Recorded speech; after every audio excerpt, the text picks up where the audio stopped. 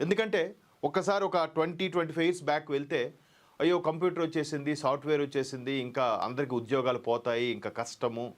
ఎందుకంటే ఒక 100 మంది చేయాల్సిన పని ఒక కంప్యూటర్ చేసేస్తుంది, లేదా 10 మంది చేయాల్సిన పని కంప్యూటర్ చేసేస్తుంది, ఇంకా 10 మంది అవసరం లేదు, ఒక్కడికే ఉద్యోగం ఉంటుంది అని రకరకాలు వచ్చి ఇప్పుడు ఏమైంది, ఎక్కువ మంది దాని మీదే వర్క్ చేయాల్సి వస్తుంది, ఎక్కువ మంది దాంతోనే డిపెండ్ అయ్యి మాట్లాడాల్సి వస్తుంది కదా, డిజిటలైజ్డ్ అయిపోయి అంతా.